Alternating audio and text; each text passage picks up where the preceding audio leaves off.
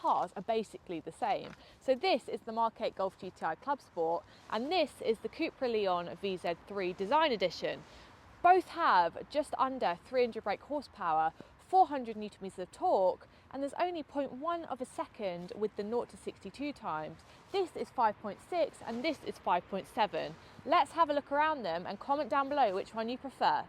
I will say that the list price of this Clubsport is closer to 50 grand because it's got extras like leather seats and a sunroof, which comes standard in the Design Edition Cupra. Let's talk about how these cars look from the front and the side. So I think these two cars are completely different in their styling, and it's small things that make a difference. So on the Cupra, we have quite subtle design. We've got angular lines and it looks really mean, really aggressive. You can tell it's a sporty model.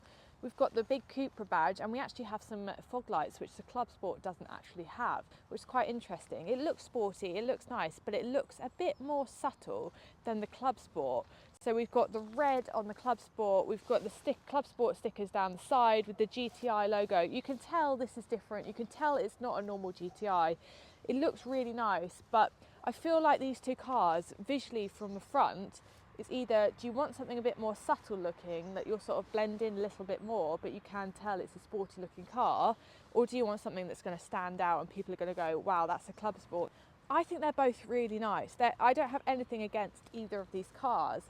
I think maybe if that had a VZ3 badging or some styling that's made it stand out a bit more, I might like it a little bit more.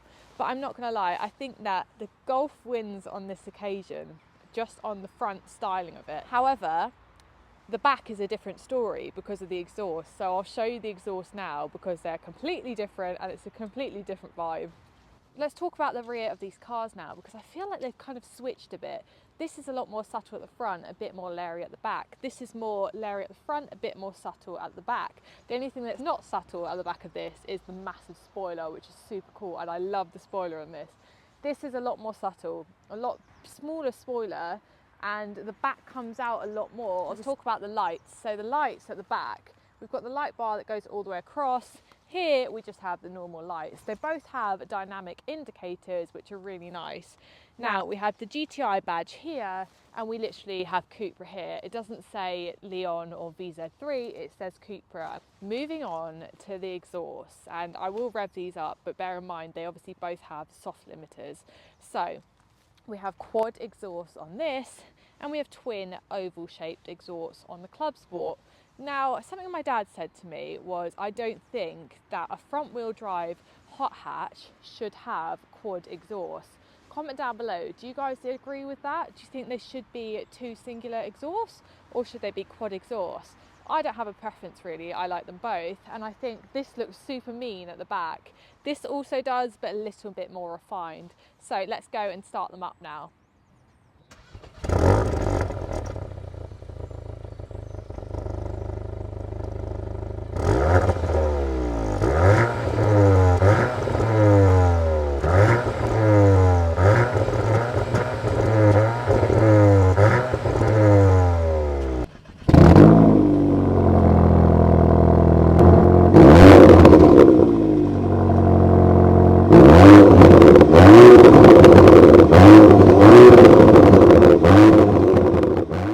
Right, before we go for a drive, let's look at the interiors of both of these cars. So we have the red styling, and it's very sleek in this GTI.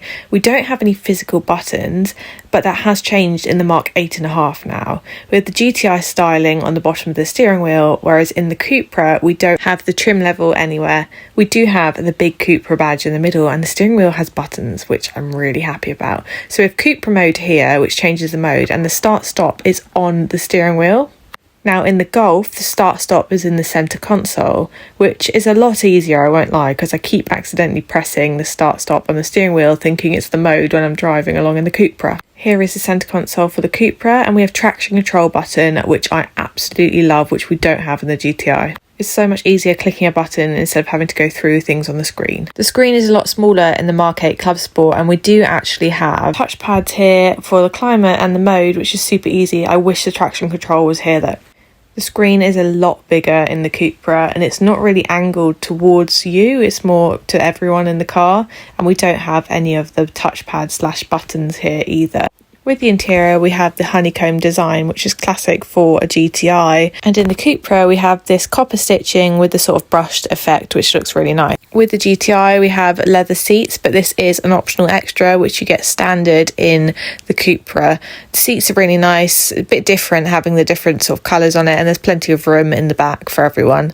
Now, with the Cupra, we have the Cupra logo on the headrests, and then we've got sort of plain black with copper stitching as the interior, which again looks really nice, more subtle. So first up, we are in the Clubsport, and it has just completely downpoured, so we can't go and push the car that much, annoyingly, but I thought I'd just give you a down low of how it feels to drive. So I really like driving this car. Instantly though, I've realised that the steering wheel is a lot more chunky in the Clubsport. It's a lot thinner in the Leon, which is quite interesting. It does feel very different.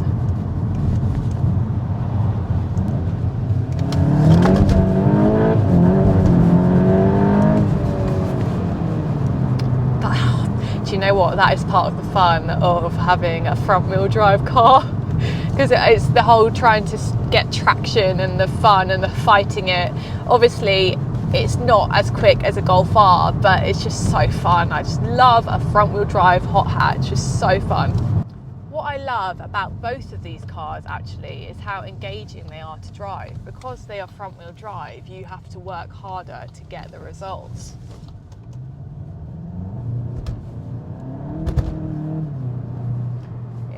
It's struggling to get traction because it's wet. It's fun. It's fun. No, it's fun. I have actually read that the Leon doesn't have as much of the sort of lag as this does. So I'm going to be interested. You saw then how the car sort of got on in the wet. It was scrabbling for traction. That is obviously part of the fun of a front wheel drive hot hatch. But it's going to be interesting to compare this directly. I'm literally going to do the same route now and see how I get on with the Cupra. We actually have in this car, we have eco mode, comfort mode, sport, special, which is Nürburgring mode, and individual. Now, we don't have eco mode in the Cupra, however it does sort of go into it does have a little symbol that says eco when you are driving specifically like downhill coasting or something. This does about 43 to the gallon on a long run on the motorway. The Cupra it's quite similar. I got about 40 on a run the other day, and I think I could easily get it up to the same amount.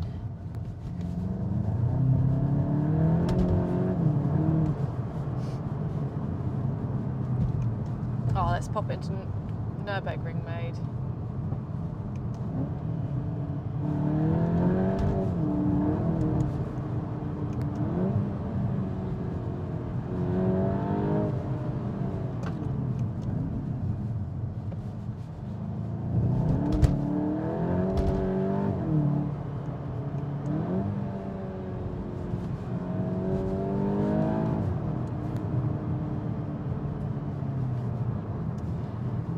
So they both actually pop and bang their exhaust.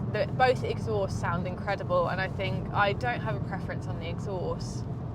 I think I do prefer a quad exhaust. You get a little pop route.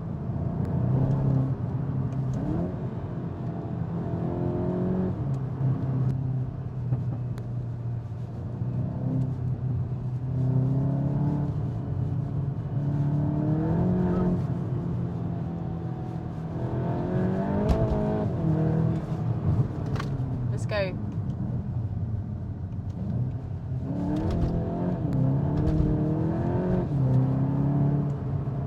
It's funny how different they are as soon as I get into the cars.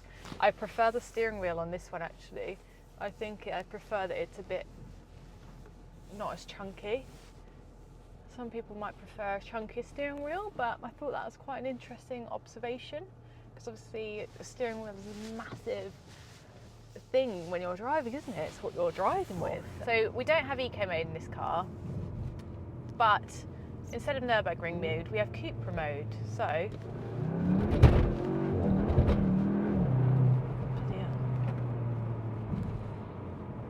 I will say the flappy paddles are really small and quite far away in this. It's a lot harder to change them, and I have quite long fingers, but I feel like if you had smaller fingers.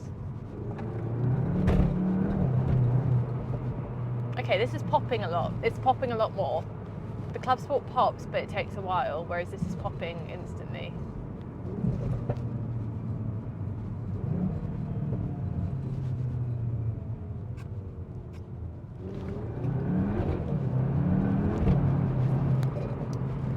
Feels like there's slightly less of the whole scrabbling around on the road trying to get traction.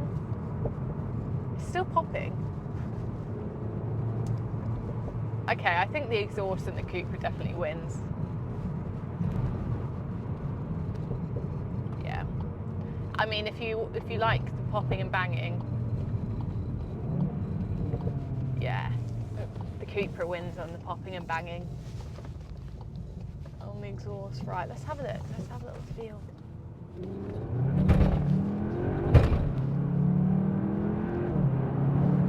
It's so fun because it's that trying to get traction, and then it's like the instant boost afterwards as soon as I've got it. I think that they are very similar. They do feel very similar to drive. This feels slightly less. The suspension feels a bit softer. Slightly, ever so slightly.